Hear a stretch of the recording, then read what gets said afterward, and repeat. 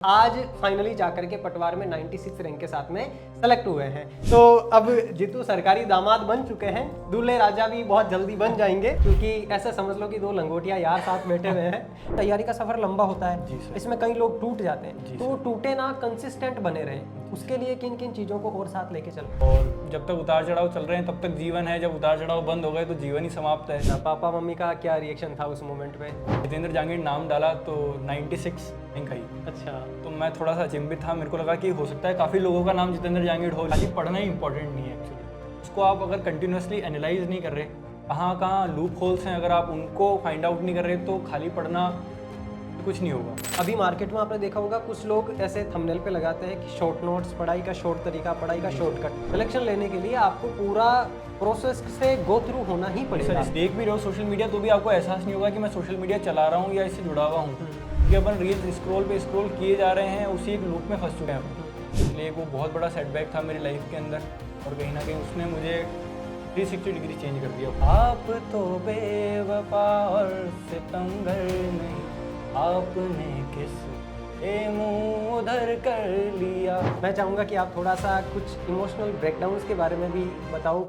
नमस्कार साथियों, आज हमारे साथ है जितेंद्र जांगीर उर्फ जीतू, मेरे बहुत खास, बहुत दिल के करीब, जिनका हाल ही में जो आपके पटवारी का रिजल्ट आया है, उस रिजल्ट में 96 रैंक के साथ ऑल राजस्थान 7.5 लाख बच्चों ने जो पेपर दिया था, उस पेपर में 96वीं रैंक के साथ में फाइनल सिलेक्शन हुआ है।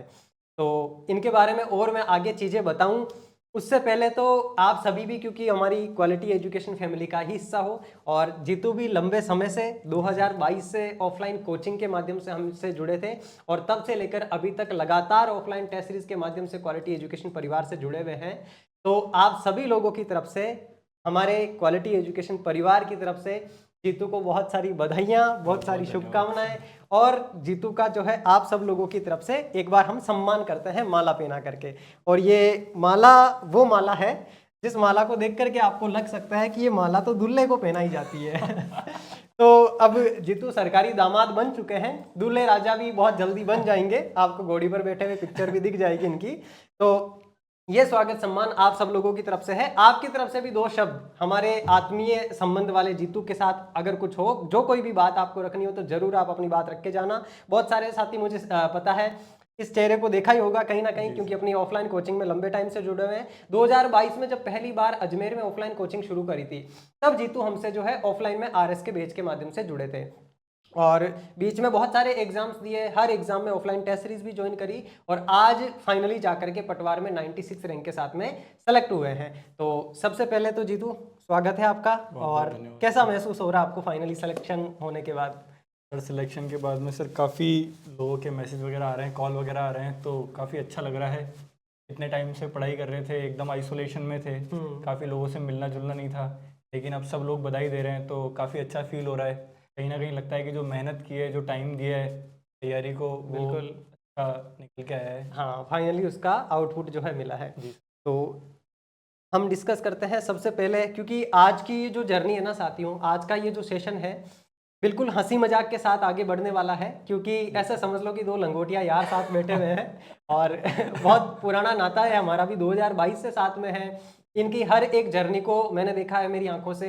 हर बार आ रहे हैं, टेस्ट दे रहे हैं, टेस्ट में रैंक आ रही है, टेस्ट के बाद में जाकर के उस टेस्ट का एनालिसिस कर रहे हैं, और अभी अपनी जो पटवारी की ऑफलाइन टेस्ट सीरीज चल रही थी ऑल राजस्थान, उस टेस्ट सीरीज में हमेशा टॉप 50 के अंदर इनकी रैंक रहती थी। तो एक चीज देखो कि टेस्ट सीरीज में टॉप 50 में आना, और यहाँ पर फाइनल रिजल्ट के अंदर भी 7.5 लाख लोगों के अंदर जो है आपके 96 रैंक के साथ सेलेक्ट होना अपने आप में बहुत बड़ी बात है। तो जीतू, सबसे पहले तो आप हमारे साथियों को ये बताओ कि इस जर्नी की, आपकी जो है प्रिपरेशन की, कंपटीशन फील्ड की प्रिपरेशन की जर्नी की शुरुआत कहाँ से होती है? सर मैं कॉलेज के सेकेंड ईयर में था, तब मैंने सर कंपटीशन एग्ज़ाम की तैयारी स्टार्ट कर दी थी। 2021 के अंदर सर मैंने पहला एग्ज़ाम दिया था राजस्थान पुलिस का, कांस्टेबल का। तो उसके अंदर मेरा पेपर क्लियर था, मेरा फिजिकल भी क्लियर हो गया था, लेकिन फाइनल मेरिट में नंबर नहीं आया। 2021 से फिर मैं कंटिन्यू तैयारी में ही था, कंपटीशन की तैयारी ही कर रहा था। और उसके बाद में मैंने काफ़ी सारे पेपर दिए। 2021 के अंदर पटवार भी दिया मैंने, एसआई भी दिया, वीडियो वाला भी दिया, उसका प्री हुआ था, लेकिन मेंस में नहीं हो पाया। उसके बाद में फिर अजमेर में क्वालिटी एजुकेशन संस्थान आ गई थी 2022 के अंदर, अगस्त के अंदर। तो फिर उस समय वीडियो से फ्री हो गए थे, मेंस का पता था कि नहीं हुआ सिलेक्शन। तो ये विचार था कि एसआई की आगे प्रिपरेशन करेंगे, लेकिन ये था कि जो एसआई का जो सेकंड पेपर है और आरएस प्री है तो वो एकदम इक्वलेंट है कहीं ना कहीं सिलेबस। तो यहाँ पे उस समय एसआई का बैच बना नहीं था, तो मेरे को लगा कि अपन आरएस वाला फाउंडेशन ज्वाइन कर लेते हैं। आरएस के अंदर भी काफ़ी कुछ सीखने को मिलेगा आगे, अगर आरएस के भी अपन प्रिपरेशन कर लेते हैं तो, और एसआई की हो भी जाएगी साथ में। तो उसी उम्मीद से कोचिंग ज्वाइन करी 2022 के अंदर, और तब से क्वालिटी एजुकेशन परिवार का हिस्सा हैं और आगे भी रहेंगे। बिल्कुल, कहीं ना कहीं ये और देखने को मिले। ये साथियों, क्योंकि 2022 में जब ये पहली बार आए थे ऑफलाइन कोचिंग ज्वाइन करने के लिए, तो किसी म्यूचुअल फ्रेंड के थ्रू कोचिंग ज्वाइन करने आए थे ये। तो उन्होंने बताया था कि ये मेरे बहुत खास मित्र है। मतलब मैं उस टाइम जब काउंसलिंग का काम देखता था, तो पहली बार जब इनका एडमिशन हुआ था उस टाइम में उन्होंने बोला कि यार ये हमारे खास है और इनका ध्यान रखना। पहली बार मेरी जब मुलाकात हुई तो मुझे लगा कि यार इनके मित्र ने एडमिशन करवाया तो मिलते जुलते होंगे।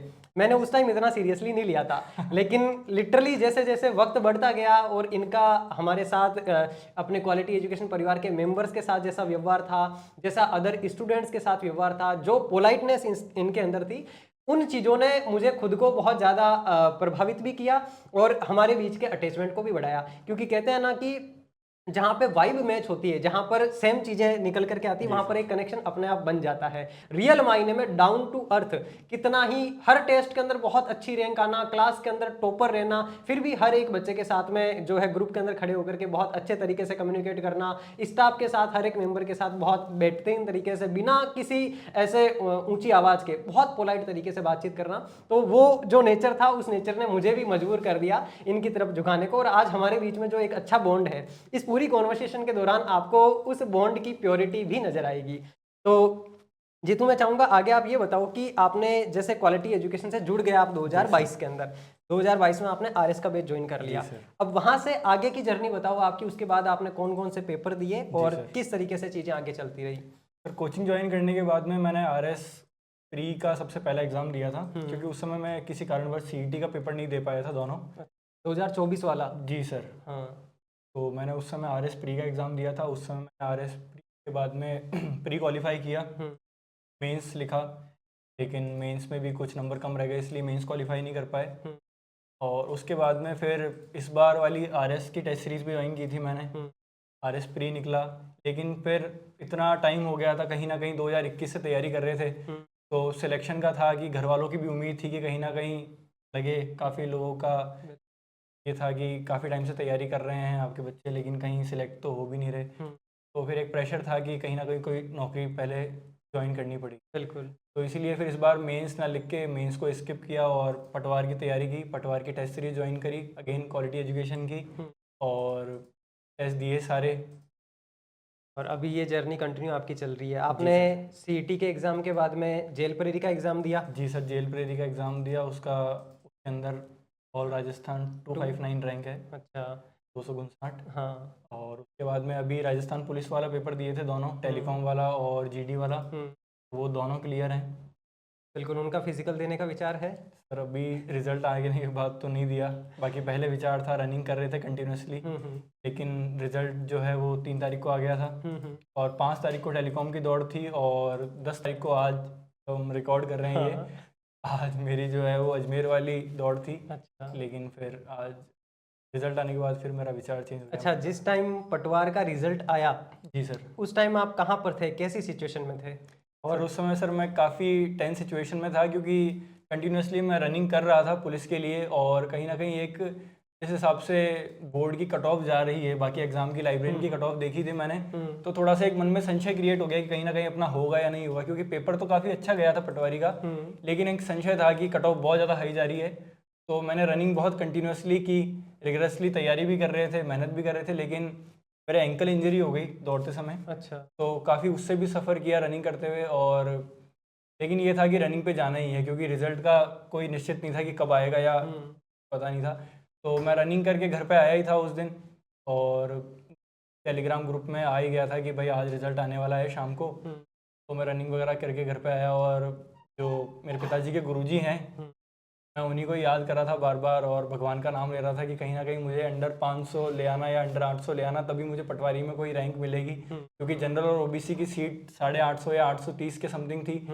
तो ये विचार था कि कहीं ना कहीं अगर 800 के बाद रैंक आई तो बहुत मुश्किल हो जाएगी सिलेक्शन के अंदर, और फिर मुझे दौड़ना ही पड़ेगा और ये दर्द झेलना ही पड़ेगा। तो इसलिए फिर मैं याद कर रहा था परमपिता परमेश्वर को कि मुझे अंडर 800 ले आना। घर पे आया था रनिंग वगैरह करके, और मेरे कमरे में बैठा था। रनिंग के बाद मैं स्ट्रेचिंग वगैरह कर रहा था घर पे ही आके। तो उसी समय रिजल्ट आया टेलीग्राम ग्रुप के अंदर। मैं कंटिन्यूसली बार बार चेक कर ही जा रहा था, देख रहा था, फिर कुछ कर रहा था, फिर बाहर जा रहा था, फिर कंटिन्यूसली देख रहा था मोबाइल को। तो तभी रिजल्ट आ चुका था। तो रिजल्ट देखा, सबसे पहले तो मैंने कट ऑफ देखी, कट ऑफ 244 गई है ओबीसी की, और उस पहली शिफ्ट के अंदर 7 क्वेश्चन डिलीट हुए हैं। 7 क्वेश्चन डिलीट हुए, तो मैं कंटिन्यूसली पहले भी देख ही रहा था, क्योंकि मेरे से दौड़ हो नहीं रही थी इतने अच्छे से। तो मैं एनालाइज कर रहा था कि भाई ये वाला क्वेश्चन अपना गलत हुआ तो कितने नंबर बनने वाले हैं, ये वाला क्वेश्चन अगर डिलीट हुआ। तो मेरा ये था कि अगर 7 क्वेश्चन डिलीट हो गए और जो अपने सही हैं तो अपने 14 नंबर कम हो गए और अपन एकदम कट ऑफ की बॉर्डर लाइन पे हैं। तो एक डर सा वापस क्रिएट हो गया उसको देख के। लेकिन फिर मैंने जो नाम वाली लिस्ट थी वो चेक की, और उसमें रैंक वाली लिस्ट आपने बाद में चेक हाँ, की? वो पहले सर मैंने कट ऑफ बाद में देख के चेक ही की थी। अनुमान लगा पहले लिया? कट ऑफ देख के मैं थोड़ा सा घबराहट में आ गया। अच्छा। फिर मैं दोबारा मंदिर में हाथ जोड़े, फिर रैंक वाली लिस्ट खोली। तो उसके अंदर जितेंद्र जांगीर नाम डाला तो 96 रैंक आई। अच्छा। तो मैं थोड़ा सा अचंभित था, मेरे को लगा कि हो सकता है काफ़ी लोगों का नाम जितेंद्र जांगीर हो लिस्ट, क्योंकि 60,000 बच्चों की लिस्ट थी। फिर मैंने इधर पिताजी का नाम देखा, तो मैं थोड़ा सा शॉक हो गया सर। मैंने कहा कि कभी स्कूल इतना अच्छा आपने की नहीं, स्कूलिंग बिलो एवरेज कैंडिडेट थे हमेशा से, और इतनी रैंक आना एक बहुत प्राउड वाली फीलिंग थी। काफ़ी शौक में रहा मैं थोड़े टाइम, लेकिन फिर घर वालों को बताया, सभी बहुत घर खुश वालों को थे। आपने ही बताया? जी सर, हाँ। पापा मम्मी का क्या रिएक्शन था उस मोमेंट पे? पापा मम्मी का थोड़ा मतलब वो एजुकेशन बैकग्राउंड से इतने आते नहीं है, तो थोड़ा पहले तो वो कंफ्यूज ही थे। मैंने उनको बोला कि पटवारी में हो गया है, तो उन्होंने बोला रिजल्ट आ गया फाइनल। मैंने बोला फाइनल रिजल्ट नहीं आया, लेकिन रैंक अच्छी है तो अपना कंफर्म मानो आप, हो जाएगा। तो लेकिन फिर वो उनको मिठाई वगैरह लेके गया था मैं घर पे, मिठाई वगैरह खिलाई। तो उनके थोड़ा डाउट था कि बोले, वो मेरे से पूछे मतलब अपने मारवाड़ी बोली के अंदर कि हाल भी कोई संशय वगैरह है इनमें या हाँ, तो वो मैंने होता है ना, बोला क्योंकि 2 हाँ गुना की कि लिस्ट। भाई 2 गुना की लिस्ट आई है, 1 गुना की आएगी, उसके बाद में उसमें भी आगे कोई दिक्कत आ जाए। तो फिर मैं भी थोड़ा सा घबराहट में ही था उस समय, जल्दीबाजी में। मैंने कहा पापा अभी आप किसी को बोलना मत। जो फाइनली आ जाएगा तो मैं आपको बता दूंगा, तब आप बता देना। लेकिन तब तक फैमिली के अंदर भी काफ़ी लोग हैं, मेरे मामा हैं और भी अदर जो लोग हैं, उन्होंने लिस्ट वगैरह चेक कर ली थी। हाँ, वो तो उनके भी कॉल वगैरह आने लग गए पिताजी के पास में, तो फिर उनको लगा कि कहीं ना कहीं हाँ, और इस selection बार हो गया। रिजल्ट में भी आलोक राज जी ने बहुत ज़्यादा ट्रांसपेरेंसी डाल दी है। जी सर, अपना बिल्कुल। नाम, फादर का नाम, रोल जी नंबर, सर। सारी चीज़ें दे दी है। तो सारा अपने information से दे पहले दी तो है। रिश्तेदार और दोस्त अपने नंबर जो है वो जी चेक कर सर, रहे जी थे। सर। अच्छा जी, तो फिर यहाँ पर आप थोड़ा सा ये भी बताओ, क्योंकि आपने एक लंबी जर्नी जो है वो तय करी है। जी सर। 2021 में आपने पहली बार तैयारी करना शुरू करी, राजस्थान पुलिस के पेपर दिए, 22 में क्वालिटी एजुकेशन से जुड़े। और अच्छा, क्वालिटी एजुकेशन के बारे में बताओ पहले तो, कि 2022 में क्वालिटी एजुकेशन से जुड़ने के बाद जी सर। अपने यहाँ से आपको क्या बेनिफिट मिला, क्या चीज़ें आपने यहाँ से सीखी? क्योंकि पहले भी आप एग्जाम दे रहे बिल्कुल थे, सर, बिल्कुल। लेकिन सिलेक्शन नहीं हो रहा था। जी सर। यहाँ से जुड़ने के बाद क्या आपने स्ट्रेटजी में चेंज किया, या क्या नई चीज़ें आई? कौन से ऐसे इंपॉर्टेंट फैक्टर्स थे जिसने आपकी तैयारी को इतना अच्छा किया कि आप 96 रैंक जो है वो लेकर आ पाए? फिर जब मैंने क्वालिटी एजुकेशन का ऑफलाइन बैच ज्वाइन किया था, तो यहाँ पे सबसे अच्छी चीज़ तो ये हुई कि जो खुद नरेंद्र सर हैं वो इतने पॉजिटिव पर्सनैलिटी हैं, और उसके बाद में जितने भी टीचर यहाँ पे हमको जिन्होंने पढ़ाया, बहुत डायनेमिक पर्सनैलिटी। सर आप हो गए, विजेंद्र जी सर हो गए, खुद नरेंद्र सर हो गए। तो एक बहुत मतलब वास्ट एक देखने को मिला। तो ये तो मैं मानूंगा कि मैं बहुत खुशनसीब हूँ कि सर ने अजमेर के अंदर ऑफलाइन कोचिंग स्टार्ट की, और यहाँ पे मतलब टीचरों ने तो नो डाउट बहुत अच्छा पढ़ाया ही था हमें, लेकिन जो फ्रेंड सर्कल मिला यहाँ पे, जो यार दोस्त मिले, जो यहाँ का एनवायरनमेंट है, मैं मतलब और कोई कोचिंग में मैं इतना गया नहीं, लेकिन मेरे को पर्सनली यहाँ पे एक दूसरे घर वाली फीलिंग आई। जितना कोऑपरेट फैकल्टीज़ ने किया, स्टूडेंट ने किया, कोई भी आपको छोटी से बड़ी दिक्कत हो, कोई ना कोई आपके लिए हाजिर है। और सर आपने भी एक मतलब हमको बड़े भाई की तरह ट्रीट मतलब किया है कि भाई आप हमारे छोटे भाई हो, जो भी दिक्कत आए हम सॉल्व करेंगे, हम बैठे हैं आपके लिए। तो वो एक पॉजिटिविटी थी कि नहीं यार, अपने लिए एक बहुत अच्छी टीम काम कर रही है, फैमिली की तरह काम कर रही है, तो हमें भी कुछ अच्छा रिजल्ट निकालना है। तो क्वालिटी एजुकेशन का टीचिंग में भी बहुत अच्छा रोल था, और कहीं ना कहीं टेस्ट सीरीज तो नो डाउट बहुत बेहतरीन है ही ऑल राजस्थान के अंदर। टेस्ट सीरीज का बहुत बड़ा रोल रहा, क्योंकि पहले मैं तैयारी कर रहा था, कंटिन्यूअसली पढ़ भी रहा था, अच्छे सोर्सेज से पढ़ रहा था, लेकिन कहीं ना कहीं मैं टेस्ट सीरीज दे ही नहीं रहा था। एक डर था कि कहीं ना कहीं यार नंबर नहीं आएंगे, अपने नंबर आ नहीं रहे, क्वेश्चन अपन से हो नहीं रहे, तो एक वो पैनिक सिचुएशन आती थी, इसलिए कभी टेस्ट देना ही नहीं चाहा। लेकिन यहाँ पे ऐसा था कि भाई अगर आप पढ़ रहे हो तो टेस्ट तो लगाने ही है, आपको कंपलसरी है। कहीं ना कहीं सर ने भी काफ़ी फोर्स किया कि टेस्ट तो आपको देने ही है, चाहे कितने भी नंबर आए आपके। हाँ, टॉपिक वाइज टेस्ट भी जी होते सर, थे टॉपिक वाइज टेस्ट होते थे, तो ये भी एक सहूलियत थी कि आपको पूरा नहीं पढ़ना, आपको एक छोटा अंश पढ़ के आना है और उसी के क्वेश्चन मिलेंगे आपको, आप उसमें अच्छा स्कोर करें। तो सर टेस्ट सीरीज़ का बहुत बड़ा रोल मानूंगा मेरी सक्सेस के अंदर, क्योंकि मैंने सर बहुत टेस्ट लिए हैं ऑफलाइन, मतलब क्वालिटी एजुकेशन ने जो भी ऑफलाइन टेस्ट सीरीज चालू की है मैंने मोस्टली ज्वाइन की है सभी टेस्ट कौन सी सीरीज। टेस्ट सीरीज दी थी आपने? सर मैंने सबसे पहले तो RS प्री वाली टेस्ट सीरीज दी थी, 2023 जो जब मैंने ज्वाइन कर रही था तब ही मतलब वो चल रही थी बैच के स्टूडेंट साथ के में लिए। फ्री थी आपके हाँ लिए? सर, तो वो बैच के साथ में फ्री थी, वो ज्वाइन करी। फिर जब पेपर आया तब RS प्री की वापस चालू की थी सर ने, वो वाली ज्वाइन करी। उसके बाद में जब प्री क्लियर हुआ तो मेंस वाली टेस्ट सीरीज ज्वाइन करी। फिर मेंस में किसी कारणवश हो नहीं पाया तो वापस अगेन, क्योंकि उस समय मैंने CT दिया नहीं था, दोनों CT नहीं दिए थे, तो नेक्स्ट RS की वैकेंसी आई तो वापस ज्वाइन किया RS प्री के लिए। फिर इस बार ये था कि इस बार मेंस नहीं लिखना क्योंकि जॉब की रिक्वायरमेंट थी, तो फिर इस बार पटवार वाली टेस्ट सीरीज ज्वाइन करी। फिर उसके बाद में वीडियो वाली भी ज्वाइन की थी। तो मोस्टली सारी जो भी अभी तक चालू की है टेस्ट सीरीज ऑफलाइन वो तो सारी थी। और अभी पटवार वाली टेस्ट सीरीज में ऑल राजस्थान अंडर 50 में हमेशा इनकी रैंक रहती थी, जो रिजल्ट अपना लगभग 1000 विद्यार्थी रेगुलर अपने टेस्ट दे रहे थे। उन 1000 में हमेशा से टॉप 50 के अंदर जो है इनका नाम आता था, और अभी फाइनल रिजल्ट में भी 96 रैंक के साथ। तो ये चीज़ आप एक यहाँ से अनुमान लगा सकते हो कि टेस्ट सीरीज का कितना इंपॉर्टेंट रोल होता है। टेस्ट की प्रैक्टिस करते हैं, और आज अपन देख रहे हैं जीतू, मतलब जब से आपके DV शुरू हुए हैं तब से यहाँ पर रेगुलर कैंडिडेट्स आ रहे हैं। मेरा लगभग अभी तक 50-60 बच्चों से मैं खुद मिल लिया हूँ। जी सर। हर विद्यार्थी का यही कहना है कि सर टेस्ट सीरीज ने जो है बहुत ही इंपॉर्टेंट रोल प्ले करा इसके अंदर, क्योंकि टेस्ट सीरीज टाइम मैनेजमेंट के अंदर भी सहायता करती है। और इसके अलावा अच्छा, आपको क्या क्या लगता है टेस्ट सीरीज से आपने क्या क्या चीज़ें एक्वायर करी है? टेस्ट सीरीज ने किन किन चीज़ों के अंदर इन्हेंसमेंट किया है आपके लिए? और ये बात बताना इसलिए जरूरी है क्योंकि बहुत सारे बच्चे ऐसे होते हैं जो पढ़ लेते हैं सब कुछ, कोचिंग कर लेते हैं, नोट्स बना लेते हैं, नोट्स को 3-4 बार पढ़ लेते हैं, लेकिन टेस्ट की प्रैक्टिस नहीं करते हैं, और फाइनली वो रोना रोते रहते हैं कि सर हमारा फाइनल सिलेक्शन नहीं हो रहा। तो उनके लिए आप क्या कहना चाहोगे? टेस्ट सीरीज किस तरीके से इंपॉर्टेंट है? सर पढ़ना, खाली पढ़ना ही इंपॉर्टेंट नहीं है एक्चुअली, उसको आप अगर कंटिन्यूसली एनालाइज नहीं कर रहे, कहाँ कहाँ लूप होल्स हैं, अगर आप उनको फाइंड आउट नहीं कर रहे तो खाली पढ़ना से कुछ नहीं होगा, आपको उसको एक बार टेस्ट करना ही पड़ेगा। और टेस्ट सीरीज से क्या होगा कि आपके नंबर कुछ भी आए जाए, चाहे आपके 50% ही नंबर आ रहे हैं उसके अंदर, वो मैटर नहीं करता। लेकिन टेस्ट सीरीज के साथ में क्योंकि इतना साइंटिफिकली टेस्ट सीरीज बनाई हुई है, एक तो सब्जेक्ट मतलब टॉपिक वाइज टेस्ट होंगे सारे के सारे, तो आपके पास इनफ टाइम है हफ्ते भर के अंदर कि आप 5 से 7 टॉपिक अच्छे से तैयार कर सकते हो। उनके आप अपने स्तर पे भी MCQs लगा सकते हो, और टेस्ट के अंदर भी आपको अच्छे खासे MCQs मिलेंगे क्योंकि एक ऑथेंटिक सोर्स से बनाए हुए हैं। तो जब आप उनको पढ़ोगे, कहीं ना कहीं गलत भी होंगे काफ़ी सारे, क्योंकि अपन एक बार पढ़ के सारी चीज़ें याद भी नहीं होती, तो जब वो गलत होंगे तो कहीं ना कहीं आपके अंदर एक जिज्ञासा क्रिएट होगी कि यार ये मैंने पढ़ा भी था इस टॉपिक को, इसके मेरे 4 क्वेश्चन गलत हुए तो कहाँ दिक्कत है। तो आप उनको एनालाइज करोगे, उनको अपने नोट्स के अंदर एड ऑन करोगे, उसका बहुत बड़ा रोल है सर। अच्छा जी, तो एक थोड़ा सा मैं ये भी चाहूँगा कि क्योंकि मेरी आंखों के सामने ही आप बढ़ते जा रहे हो आगे प्रिपरेशन करते हुए, तो आपका जो शेड्यूल रहा है पढ़ाई करने का, आपका जो खुद का तरीका रहा है, जो स्टडी पैटर्न आप फॉलो किया करते थे, जिस तरीके से आपने इतने लंबे टाइम ड्यूरेशन के दौरान भी अपने आप को कंसिस्टेंट पढ़ाई के अंदर बनाए हुए रखा। मैं देख रहा था कि जो भी टेस्ट सीरीज अपन लॉन्च कर रहे थे, हर टेस्ट सीरीज में आपका कॉल आ जाता था कि सर मुझे ये टेस्ट सीरीज ज्वाइन करनी है। तो कैसे आपने अपने आप को कंसिस्टेंट बनाए रखा? क्या आपका शेड्यूल रहता था, और क्या चीज़ें ऐसी फॉलो करी आपने? कौन सा आपका स्टडी पैटर्न रहता था, उसके बारे में थोड़ा सा ब्रीफ आप। स्टडी पैटर्न का तो ऐसा है कि मैं थोड़ा सा आलसी किस्म का व्यक्ति हूँ, तो जल्दी तो मेरे से उठा नहीं जाता। अच्छा। तो मैं मोस्टली 8 बजे करीबन उठ जाता हूँ, और हाँ सबसे पहले फटाफट जो भी नित्य क्रियाएँ करनी है अपने कर कुरा के, और 10 बजे तक मैं लाइब्रेरी पहुँच जाता था। लाइब्रेरी में ही पढ़ाई की है मैंने सारी, क्योंकि घर पे उतना रहता नहीं है, कोई ना कोई मेहमान आते रहते हैं, कभी कोई आ गया कभी कोई आ गया, तो लाइब्रेरी सबसे बेस्ट ऑप्शन है। घर के पास में ही लाइब्रेरी है, लाइब्रेरी ज्वाइन कर रखी थी, तो मोस्टली मैंने सारी पढ़ाई लाइब्रेरी की है। 10 बजे से लेके मैं 2 बजे तक पढ़ता था, 2 बजे खाना वाना खाने के लिए घर पे आ जाते थे वापस, फिर वापस अपने शाम तक पढ़ाई की, और 8 साढ़े 8 घर पे आ गए।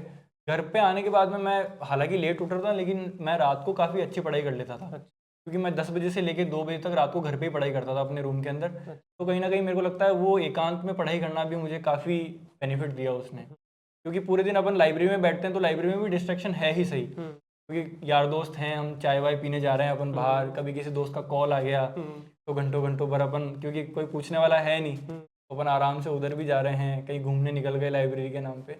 लेकिन घर पे वो कहीं ना कहीं वो 4 घंटे थे वो पैक थे, मुझे कहीं नहीं जाना, बीच में एक ब्रेक लेना है तो चाय वगैरह बना ली पी लिए बाकी, लेकिन वो 4 घंटे पैक थे, तो वो बहुत अच्छा यूटिलाइज हुआ मेरा टाइम जो रात को 10 से लेके 2 बजे तक का था। हाँ, मतलब जो एक तरीके से कह सकते हैं प्रोडक्टिव स्टडी जी फोकस सर, होकर वो के वो आपकी उसी 10 टाइम से की 2 रही बजे है। के जी बीच सर, रही। बिल्कुल। अच्छा, एक जीतू, क्योंकि मैं जनरली जो है साथियों को ये सलाह देता हूँ, और मैं खुद भी क्योंकि ब्रह्म मुहूर्त में उठ करके पढ़ाई जी करना सर, जी पसंद सर, करता हूँ, जो भी काम होते हैं जैसे बिल्कुल। मेडिटेशन वगैरह वो सारी जी चीज़ें सर, मैं जी करता सर, हूँ।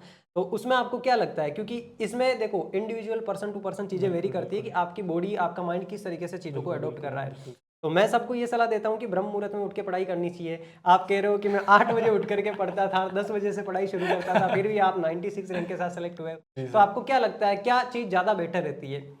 सर वो देखो sir, body to body differ करता है, सबकी अपनी एक पर्सनैलिटी है, और कहीं ना कहीं अगर अपन उसको चेंज करके किसी और सांचे के अंदर अगर फिट होना चाहते हैं तो फिर वो अपने लिए बहुत दुखदाई हो जाता है। तो अगर आप एटलीस्ट ये है कि आप पढ़ाई करें, लेकिन अपना जो अपना कंफर्टेबल टाइम है आप उसके हिसाब से पढ़ें, कोई लेट से पढ़ता है, कोई जल्दी उठ के पढ़ता है, सबसे इंपॉर्टेंट है पढ़ना। पढ़ना। पढ़ना और अच्छी स्टडी करना, मतलब जो आपकी प्रोडक्टिव स्टडी हो रही है, चाहे आप लिख के पढ़ो, चाहे आप घूम घूम के पढ़ो, सुबह पढ़ो, रात को पढ़ो, दिन में पढ़ो, कभी भी पढ़ो, बस पढ़ना इंपॉर्टेंट है अपने लिए। बिल्कुल। और ये चीज़, क्योंकि एक बात क्लियर कर लेना आप सब लोग भी कि मतलब आपकी बॉडी जिस अकॉर्डिंग चीज़ों को अडॉप्ट कर पा रही है। कई लोग नाइट ऑwl होते हैं, जी रात सर, में पढ़ना पसंद होता है, बिल्कुल। जैसे कि आप पढ़ते जी थे। सर, मैटर यही करता है कि आप फोकस्ड होकर के किस टाइम में पढ़ बिल्कुल। पा रहे हो। और ये जनरली है, साइंस भी इस चीज़ को मानती है जी कि सर, सुबह के टाइम में ब्रह्म मुहूर्त के समय में एकाग्रचित्ता रहती है अच्छी। बिल्कुल हालांकि सर, आपने बहुत कभी हाई लेवल पे रहती है सर, हालांकि मैंने कम ही एक्सपीरियंस किए, लेकिन हाँ, लेकिन फिर भी चलो, ये तो इनका था क्योंकि इन्होंने ये पैटर्न बना रखा था कि 10 बजे से 2 बजे तक पढ़ना है। अगर आपकी बॉडी इस टाइम में फोकस्ड होकर के, क्योंकि रात का समय ऐसा भी होता है जिस टाइम में तामसिक चीजें थोड़ी सी हाई जी सर। लेवल पे होती है, कुछ और नकारात्मक विचार थोड़े से ज्यादा जी आते सर, हैं। बिल्कुल। तो ये तो चलो आपने अपना आप को कंट्रोल कर लिया, और आप थे बायस्ड एक चीज की तरफ कि नहीं मुझे पढ़ना ही जी है सर, 10 जी से सर, लेकर 2 का टाइम। अगर ऐसा नहीं है तो फिर ज्यादातर कोशिश शायद मेरे विचार से ये करनी चाहिए कि सुबह जल्दी उठ करके पढ़े। बिल्कुल सर, बिल्कुल। क्या सलाह क्या देना चाहोगे आप, सुबह सर उठ के मैं उठना तो चाहिए? जल्दी उठने वाली सलाह दूंगा सबको, क्योंकि जो सुबह जल्दी उठने का मज़ा है वो रात को लेट तक जागने का नहीं है। अब हालांकि मैं तो थोड़ा उससे दिक्कत रहती है, लेकिन मैं जल्दी उठ ही नहीं पाता, घर वाले भी उठा उठा के दुखी हो जाते हैं, लेकिन अपना वही रूटीन है तो। हाँ, देखो उस केस में जहां पर हमारी बॉडी हमें सपोर्ट ही नहीं कर रही हो, तब हम्म। हमें फिर अपना कंफर्टेबल टाइम ही चूज करना चाहिए। अच्छा जीतू, एक क्योंकि मैंने ये जो जर्नी देखी, इस जर्नी के दौरान मैं चाहूँगा कि आप थोड़ा सा कुछ इमोशनल ब्रेकडाउन्स के बारे में भी बताओ कि जी किस सर। तरीके से, क्योंकि बहुत सारे साथी अपने ऐसे हैं जो देखते हैं, हम ऑफलाइन कोचिंग में जी भी सर। देखते थे, ऑनलाइन में भी खूब सारे बच्चे कमेंट्स वगैरह करते हैं जी सर। कि हाँ एक बार ब्रेकडाउन हो गया तो वो देवदास बने फिर रहे हैं। जी सर। जी तो सर। आप अपना पर्सनल एक्सपीरियंस भी शेयर करना चाहो वो भी कर सकते हो, और जो जी ऐसे सर। देवदास लोग हैं उनके लिए कुछ सलाह देना चाहो तो। जीवन में उतार चढ़ाव तो आएंगे ही आएंगे, और लाइफ आगे भी बहुत लंबी है। यहाँ भी अगर ठीक है इस पेपर में सक्सेस मिली है, लेकिन ऐसा नहीं है कि लाइफ के अंदर बहुत सक्सेसफुल हो गए, क्योंकि जीवन तो उतार चढ़ाव का ही हिस्सा है। और जब तक उतार चढ़ाव चल रहे हैं तब तक जीवन है, जब उतार चढ़ाव बंद हो गए तो जीवन ही समाप्त है। बिल्कुल सीधी रेखा आती है तो सब बिल्कुल, खत्म। सब कुछ समाप्त है सर। तो मेरा तो यही कहना है कि ठीक है, ये सब पार्ट ऑफ लाइफ है, आनंद लो इन सभी चीज़ों का। ठीक है, थोड़ा बहुत अपन फील करते हैं कहीं ना कहीं जब हार्ट ब्रेक मिलता है या किसी चीज़ से अपन टूटते हैं, कोई व्यक्ति छोड़ के चला गया हो या कोई अपन को कुछ मिला नहीं हो अपन को, जैसे मान लो पेपर वगैरह क्लियर नहीं हो, तो इमोशनल ब्रेकडाउन होता है सर, नो डाउट होता है। लेकिन कहीं ना कहीं अपने आसपास में अच्छे लोग, पॉजिटिव लोग रखो, अपने यार दोस्त बहुत अच्छे रखो जो आपको हमेशा एक जॉली मूड के अंदर रखें। अब अगला पॉइंट ये बताओ, आपकी तैयारी के दौरान, जी सर। कौन कौन से ऐसे इंपॉर्टेंट फैक्टर्स थे जिन फैक्टर्स ने आज आपको फाइनली यहाँ पर 96 रैंक के साथ सिलेक्शन दिलवाया है? सर सबसे पहले तो मेन तो सर फैमिली का सपोर्ट है सर। सर 2021 में तैयारी स्टार्ट करी और आज 2025 आ चुका है सर। तो कहीं ना कहीं फैमिली ने बहुत स्ट्रगल किया है, क्योंकि जब तैयारी स्टार्ट की थी तब तो इतना लोड नहीं था, लेकिन 2021 के अंदर पिताजी को थोड़ा हार्ट अटैक वाली प्रॉब्लम हुई थी। तो हालांकि वो अभी तो स्वस्थ हैं, स्टन वगैरह डल गए थे, लेकिन कहीं ना कहीं वहाँ एक बहुत बड़ा सेटबैक मिला और वहाँ से फिर थोड़ा सा कि ये हो गया कि अपन को अब यहाँ से कुछ अच्छा करना है और बहुत जल्दी करना है, क्योंकि मतलब लाइफ का सर कोई भरोसा है नहीं। तो इसलिए एक वो बहुत बड़ा सेटबैक था मेरी लाइफ के अंदर, और कहीं ना कहीं उसने मुझे 360 डिग्री चेंज कर दिया पूरा का पूरा। मेरा जो सर लाइफ को लेके पर्सपेक्टिव था और अदर चीज़ों को लेके था सर, वो पूरा चेंज हो गया। तो मैं कहीं ना कहीं मानता हूँ मेरा फैमिली का बहुत बड़ा सपोर्ट है, माताजी का, पिताजी का, और मेरे पिताजी के गुरुजी हैं, उनका मैं कहीं ना कहीं बहुत बड़ा रोल मानता हूँ मेरे सक्सेस के अंदर। उनका आशीर्वाद है हमारे फैमिली के ऊपर।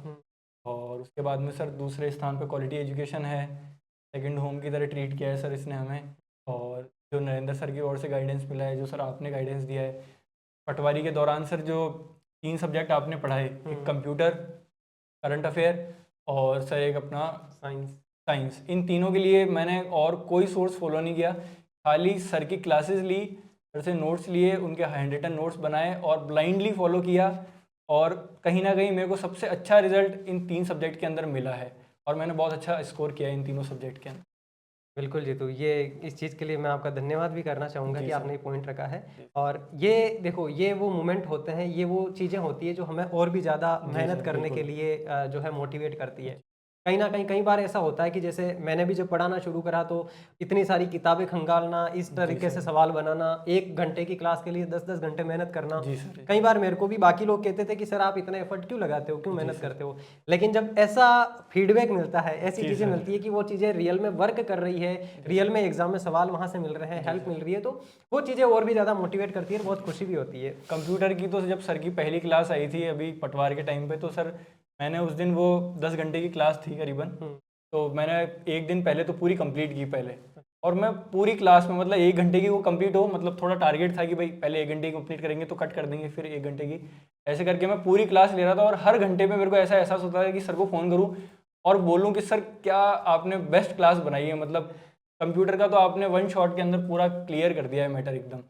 मैंने कहा नहीं, एक बार क्लास कंप्लीट हो जाएगी उसके बाद ही कॉल करूँगा, उसके बाद ही ढंग से बात करूँगा।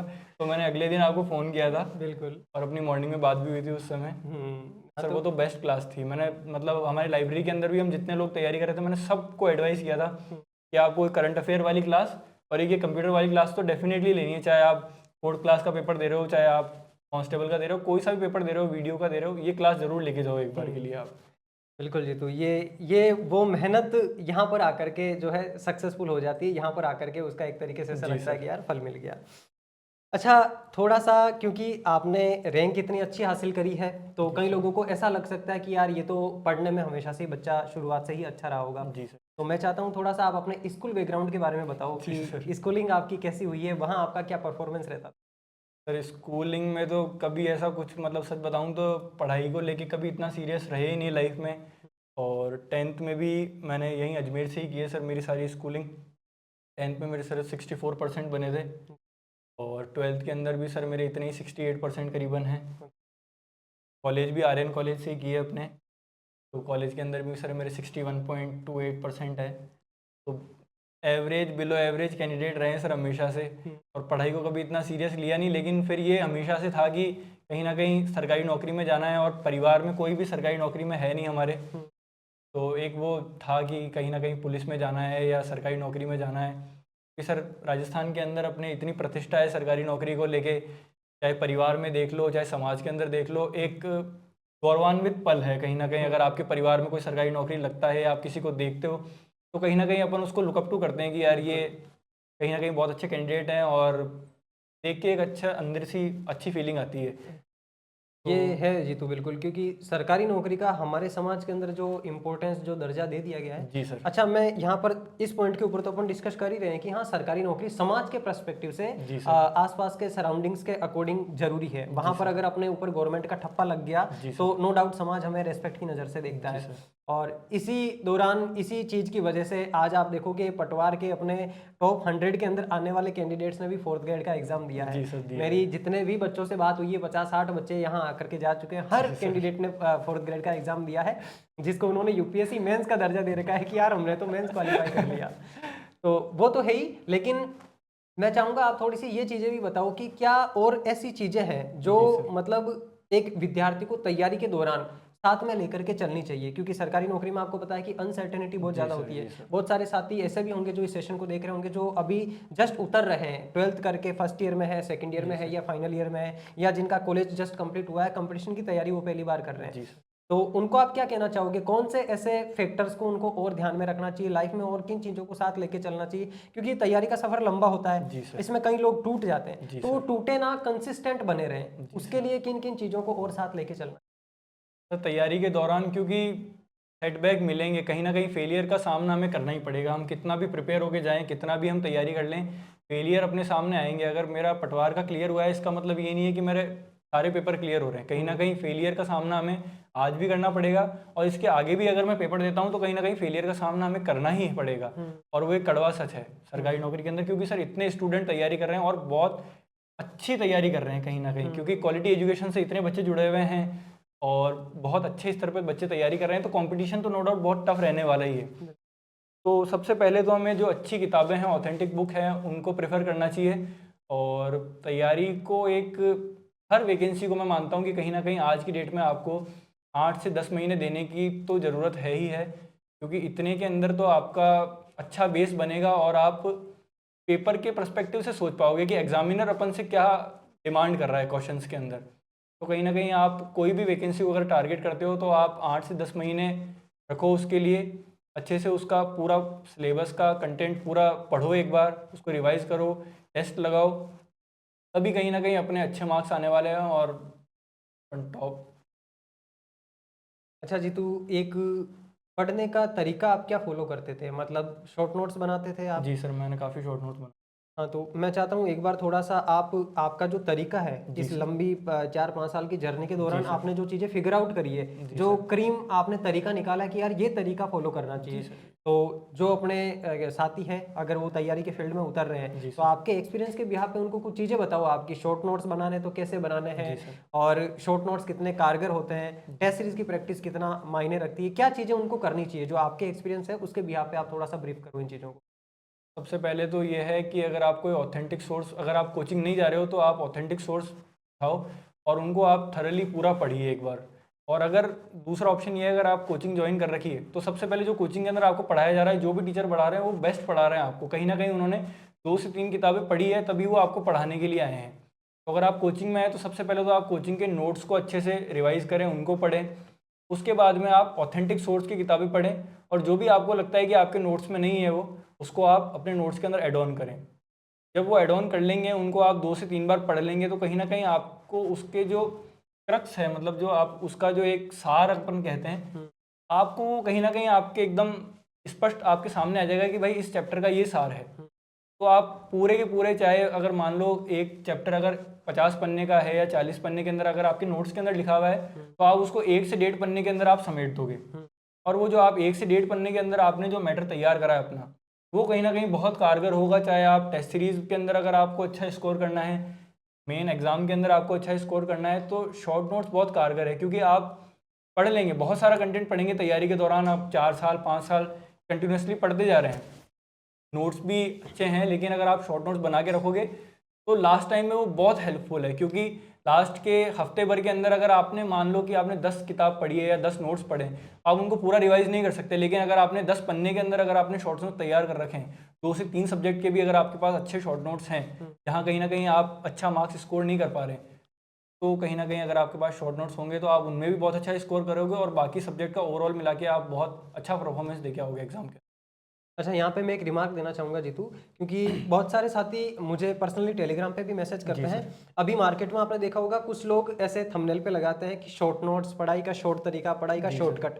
तो शॉर्ट नोट्स के बारे में थोड़ी सी ये चीज़ ब्रीफ करो कि कई लोग बिना सिलेबस को पढ़े, बिना चीज़ों को डेप्थ में पढ़े, केवल शॉर्ट नोट्स के माध्यम से सिलेक्शन ले सकते हैं क्या? सर केवल शॉर्ट नोट्स भी नहीं, और जो मार्केट के अंदर चल रहा है सर, वो तो लोगों को भ्रमित करने वाली बात है, क्योंकि शॉर्ट नोट्स हमेशा आपको आपके बनाए हुए काम में आएंगे। Exactly. चाहे आप किसी भी टॉपर के शॉर्ट नोट्स ले लो, कोई बहुत अच्छे कैंडिडेट ने शॉर्ट नोट्स बनाए, आपके समझ ही नहीं आने वाले वो। शॉर्ट नोट का मतलब यही है, जो आपने ग्रैब किए जितनी भी नॉलेज, वो आप एक पेज के अंदर उतार रहे हो, ताकि वो आपके लिए सहूलियत है, वो किसी और के लिए सहूलियत नहीं होगा। किसी और को अगर आप दिखाओगे तो शायद उसको समझ भी नहीं आया आपने एक पेज में लिखा क्या है, लेकिन वो आपके लिए एकदम सार है उस पूरे चैप्टर का या पूरे उस सब्जेक्ट का। तो वो आपके हाथ से बनाए हुए शॉर्ट नोट्स ही आपके काम आने वाले हैं, किसी और के आप शॉर्ट नोट्स निकाल लो, उनके प्रिंट आउट ले लो, या किसी कोई गुरुजी ने आपको पढ़ा दिए तो उनसे बहुत ज़्यादा हेल्प होने वाली है नहीं। बिल्कुल जी, तो ये चीज़ क्लियर करना भी ज़रूरी है और जी सर। मतलब सच में ये बहुत मायने रखता है। बहुत सारे साथी इस चीज़ से होते हैं भ्रमित कि यार जी सर। हम तो डायरेक्ट प्रिंट आउट निकलवा लें, जी एग्जाम सर। के लास्ट टाइम में पढ़ लें, उससे सिलेक्शन नहीं होता है। जी। सिलेक्शन लेने के लिए आपको पूरा प्रोसेस से गो थ्रू होना ही जी सर, पड़ेगा। स्टेप बाय स्टेप जितने भी स्टेप वो आपको क्लियर करनी ही पड़ेंगे, आपको ऑथेंटिक किताबें उठानी पड़ेगी, आपको नोट्स पूरे रिवाइज करने ही पड़ेंगे 2 से 3। बिल्कुल एग्जैक्टली। अच्छा, कुछ चीज़ें ऐसी भी है जीतू जो मैं देख रहा था आपको भी जी कि सर। कुछ चीज़ें आप तैयारी के दौरान स्टार्टिंग में कुछ अलग था आपका जी सर। मूड और उसके बाद में धीरे धीरे आपने चीज़ों को बदला। जी तो सर। क्या चीज़ें ऐसी थी जिनको आपने अवॉइड करना शुरू करा, जी। तब जा करके आपकी परफॉर्मेंस इंप्रूव होना शुरू हुई? तो things to be avoid during preparation, वो चीज़ मैं चाह रहा हूँ कि आप थोड़ा सा इलेबरेट करो। सर सबसे पहले तो अवॉइड करने के लिए सर थोड़ा सा जो सोशल मीडिया है उसको आपको दरकिनार करना पड़ेगा, क्योंकि आजकल सोशल मीडिया इतना मतलब अपने अंदर रम चुका है कि पूरे दिन में अगर आप देख भी रहे हो सोशल मीडिया तो भी आपको एहसास नहीं होगा कि मैं सोशल मीडिया चला रहा हूँ या इससे जुड़ा हुआ हूँ, क्योंकि अपन रील्स स्क्रॉल पे स्क्रॉल किए जा रहे हैं, उसी एक लूप में फंस चुके हैं अपन। तो सबसे पहले तो आप सोशल मीडिया से थोड़ा सा दूरी बनाएं जब तक आप तैयारी कर रहे हैं। तैयारी हो जाए आपकी, आप कहीं सिलेक्शन ले लें, उसके बाद में तो आपको कहीं ना कहीं कोई यूज़ रहेगा ही रहेगा, और रहे ना रहे लेकिन उसके बाद में आप चला सकते हैं, लेकिन तैयारी के दौरान तो आपको एक बार के लिए अवॉइड करना ही चाहिए सोशल मीडिया। बिल्कुल, वो चीज़ जो है डिस्ट्रैक्टेड बहुत ज़्यादा जी करती सर, है। काफ़ी डिस्ट्रैक्ट करती है और आपको पता भी नहीं लगेगा आपका कहाँ दिन का 2 घंटा 3 घंटा निकल जाएगा। आप बहुत लेट रियलाइज़ करोगे उसको, इसलिए आप पहले ही अवॉइड करो तो ज़्यादा बेटर रहेगा। दूसरा ये है कि देखो तैयारी के दौरान आपको काफ़ी लोग मिलेंगे, कुछ लोग पॉजिटिव भी मिलेंगे, काफ़ी नेगेटिव लोग भी आपके संपर्क में आएंगे। तो लोगों को थोड़ा सा इग्नोर करने का आपके अंदर एबिलिटी होनी चाहिए कि जो अच्छे पॉजिटिव लोग हैं उनके संपर्क में रहें आप, और जो आपको नेगेटिव लोग मिल रहे हैं या आपको जो लोग डिमोटिवेट कर रहे हैं कि आपको तैयारी में कुछ नहीं होने वाला, आप टाइम वेस्ट कर रहे हैं या इसका कोई सार नहीं निकलने वाला, तो कहीं ना कहीं आपको उन लोगों को अवॉइड करना पड़ेगा, तभी आपको सफलता मिलेगी, क्योंकि वो लोग आपकी पूरी की पूरी एनर्जी ड्रेन आउट कर देंगे। वो आप फिर सर आपका कॉन्फिडेंस ही पूरा लो हो जाएगा, तो आप कहाँ से पढ़ाई करेंगे, कहाँ से अच्छा आउटपुट निकाल पाएंगे। तो जी, तो आप ये बताओ कि ऐसे लोगों से अपने आप को दूर रखें कैसे? सर वो sir person to person differ कर सकता है, जैसे जो मेरी कंडीशन के अंदर है कि मैं तो सर अजमेर से ही पला बड़ा हूँ, यहीं पर ही सर मेरा सारा फ्रेंड सर्किल है, तो मेरे पास तो कोई ऑप्शन था ही नहीं, क्योंकि सभी यार दोस्तों को पता है कि भाई ये कौन सी लाइब्रेरी के अंदर पढ़ता है, कौन सा सीट नंबर है इनका अच्छा है, उनका पढ़ाई से लेना देना हो चाहे नहीं हो, तो वो तो मेरे तक जैसे भी करके पकड़ बना ही लेते थे। तो मैंने तो सर सबसे अच्छा यही तरीका निकाला कि मैं कॉल ही नहीं उठाता सर किसी का।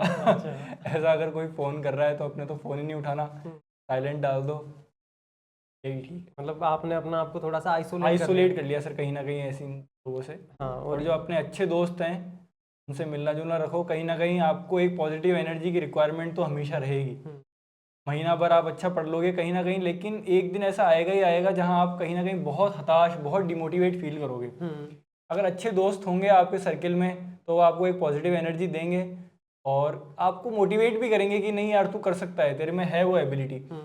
मैं अगर मेरे जैसा बिलो एवरेज बंदा जो पढ़ने में हमेशा पूरी स्कूलिंग के अंदर कभी इतना पढ़ने में अच्छा नहीं रहा, अगर मैं 96 रैंक के साथ पटवार में पास हो सकता हूँ, तो मुझे लगता है सर कोई भी कैंडिडेट जो ठान ले वो सर डेफिनेटली बहुत अच्छे नंबरों से पास हो सकता है, कोई भी एग्ज़ाम हो। और एग्ज़ाम तक ही जीवन सीमित नहीं है सर, जीवन में और भी बहुत सारे डायमेंशन हैं। तो अगर मान लो सरकारी नौकरी में नहीं होता तो और भी बहुत सारी अपने पास में स्कोप है जीवन में करने के लिए, क्योंकि सर नौकरियां बहुत सीमित है कहीं ना कहीं। तो अपन इन पे भी रिलाई नहीं कर सकते। अगर किसी को कोई बहुत अच्छे अपन हॉबीज़ है, किसी की सिंगिंग है, किसी की डांसिंग है या कोई और है, तो कहीं ना कहीं उसको भी आपको एक्सप्लोर करना चाहिए साथ साथ में। बिल्कुल। तो आपको कहीं ना कहीं उनमें भी बहुत अच्छा आउटपुट देखने को मिल सकता है। तैयारी आपको बहुत कुछ सिखा देगी जीवन में। तो सर जितना मतलब तैयारी आपको जीवन में तोड़ती है उतना कोई और चीज़ नहीं तोड़ सकती आपको। सारी सीख जीवन की दे देगी, कहीं ना कहीं बहुत स्पष्ट आप क्लैरिटी आ जाएगी जीवन की। तो हाँ, आप किसी भी फील्ड में जाओगे तो आप बहुत अच्छा ही करोगे वहाँ पे। और ये तैयारी तो ऐसी मार है कि ये मतलब इमोशनल ब्रेकडाउन हो, चाहे मेंटल ब्रेकडाउन हो, चाहे फिजिकल ब्रेकडाउन हो, जी हर सर। हर तरीके का ब्रेकडाउन दे देती है, उसको झेलना सिखा जी देती सर। है। जी। अच्छा, अभी आपने ये जिक्र करा कि तैयारी के दौरान और अदर एक्स्ट्रा जो करिकुलम एक्टिविटीज़ होती है लाइक दैट सिंगिंग, डांसिंग, तो आपका भी सिंगिंग में रहा है थोड़ा सा रुझान? सर इतना रुझान तो नहीं है, लेकिन हाँ ठीक है, बाथरूम टाइप के सिंगर है। कभी कभी गुनगुना लेते हैं अपने मूड ठीक करने के लिए। तो कुछ हो जाए एक दो लाइन अभी यहाँ पे, तो हो जाएगी। तो जाए फिर शुरू।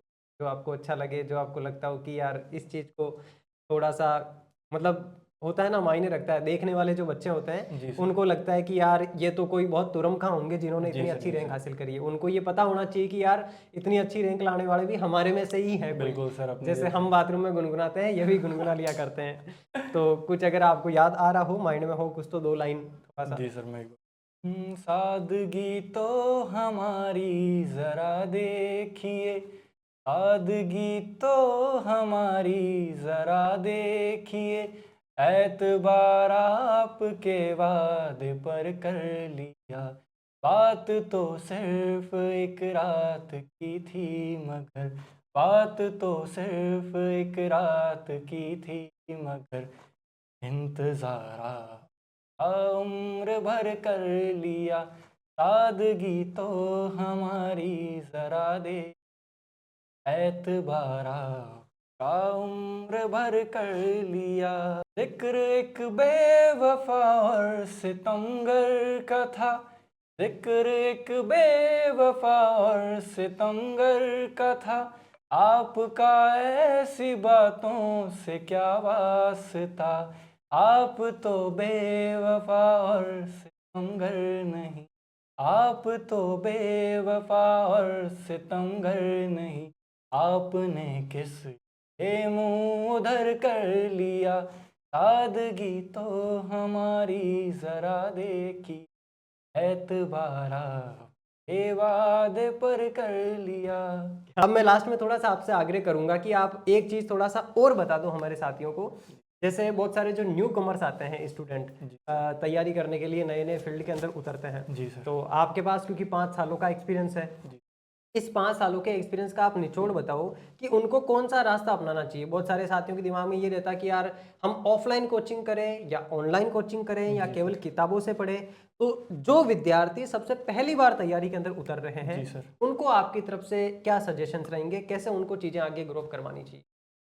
पर कहीं ना कहीं यह है कि जो सरकारी नौकरी की तैयारी है, शहरी क्षेत्र में तो इतना लोग नहीं करते, लेकिन ग्रामीण परिवेश के अंदर काफ़ी प्रचलन भी है इसका और काफ़ी लोग करते भी हैं ग्रामीण एरिया से।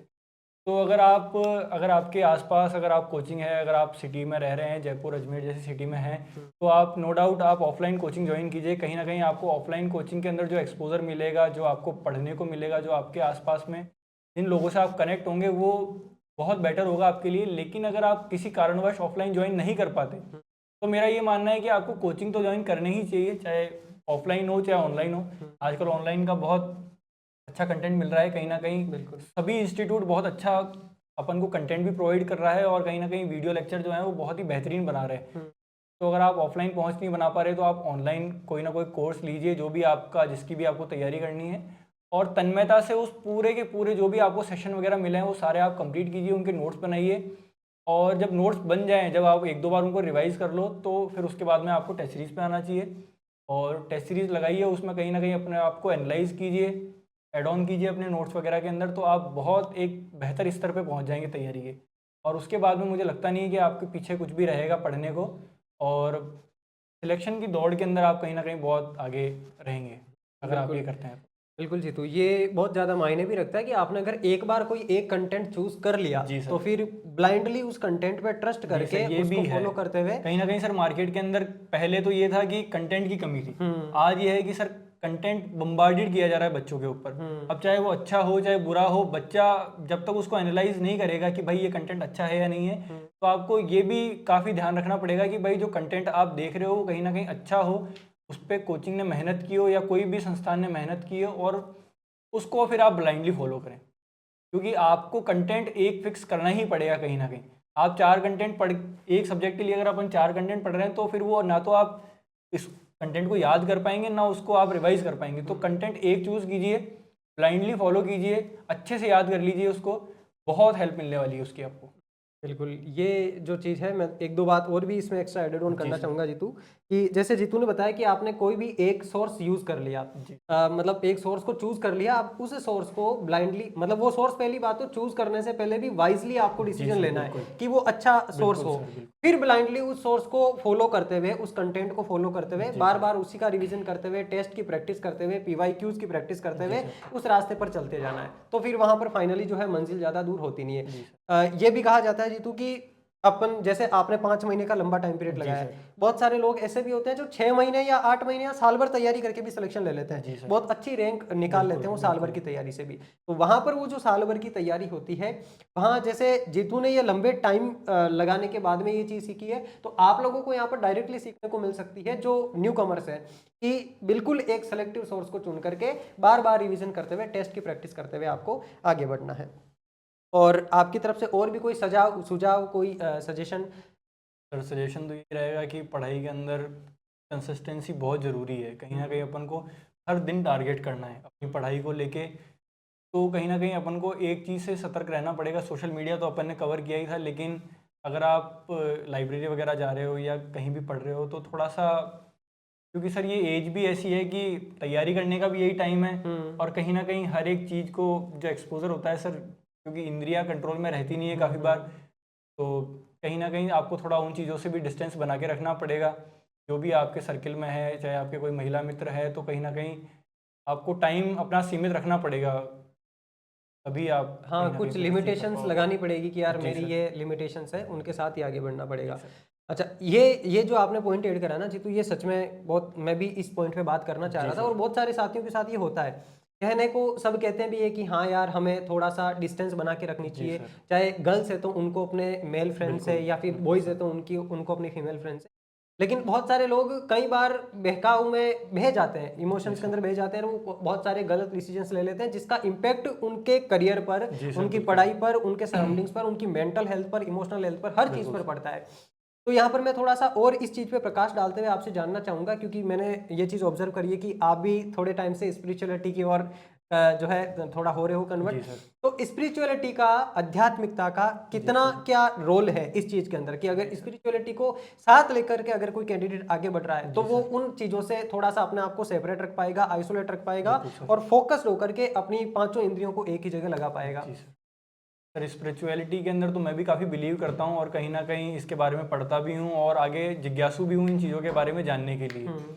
तो मैं मेडिटेशन तो खुद भी पर्सनली करता हूँ, जो श्री श्री रविशंकर जी हैं उनके मेडिटेशन के काफ़ी सारे मैंने लेक्चर अटेंड भी किए हैं, खुद महसूस भी किया है। और कहीं ना कहीं जो तैयारी का लंबा अरसा है उसके अंदर आपको कहीं ना कहीं एंजाइटी भी होगी, कहीं ना कहीं डिप्रेशन भी आपके सामने आएगा, तो मेडिटेशन आपको कहीं ना कहीं उन सारी चीज़ों से निकालने के अंदर बहुत हेल्प करेगी। आपको एक कामनेस फील होगी, एक पॉजिटिविटी फील होगी, और कहीं ना कहीं आप बहुत एनर्जेटिक फील करोगे। अपने जो आपको काम करना है उसके अंदर आप बहुत अच्छे सक्सीड करोगे, और बहुत अच्छे एनर्जी के साथ उसमें आप अपना आउटपुट डालोगे। बिल्कुल जी, तो ये सेगमेंट बहुत ज़रूरी भी है, और ये करना भी चाहिए। मैं खुद भी पर्सनली जिन चीज़ों को फॉलो करता हूँ, मैंने स्टार्टिंग में आपको बताया था कि जीतू के साथ मेरी वाइब बहुत ज़्यादा मैच होने लगी थी, क्योंकि वो पोलाइटनेस और वो झुकाव चीज़ों के प्रति, अच्छी चीज़ों के प्रति झुकाव, वो बहुत ज़्यादा ज़रूरी होता है। और धीरे धीरे आपके सराउंडिंग्स में ऐसे लोग इकट्ठे होते भी जाते हैं, जैसी पर्सनैलिटी आपकी होती है, जैसा व्यक्तित्व आपका होता है, उसके अनुसार धीरे धीरे आपके सराउंडिंग्स आप वैसे ही लोगों को अट्रैक्ट करते हो अपनी ओर। हाँ, चलो फिर जीतू, बहुत सच में अच्छा लगा, ये कॉन्वर्सेशन भी अपनी बहुत अच्छी रही है। और जो देखने वाले साथी हैं अपने, मैं आप लोगों से भी आग्रह करूंगा कि आप लोग भी, आपका बड़ा भाई, कुछ लोगों के लिए बड़ा भाई होगा जीतू, कुछ लोगों के लिए जीतू छोटा भाई होगा, तो जीतू के लिए आप लोगों की तरफ से भी एक कॉन्ग्रेचुलेशंस, और जो बेस्ट विशेज है वो रखना कि आगे और लाइफ में ऐसा ही ग्रो करता रहे। और आप सबकी तरफ से, अपने क्वालिटी एजुकेशन परिवार की तरफ से जीतू को एक बार फिर से बहुत सारी बधाइयाँ, बहुत बहुत शुभकामनाएं, और ब्राइट फ्यूचर के लिए बिल्कुल हमारी शुभकामनाएं हमेशा आपके साथ है, और क्वालिटी एजुकेशन परिवार हमेशा आपके साथ खड़ा है।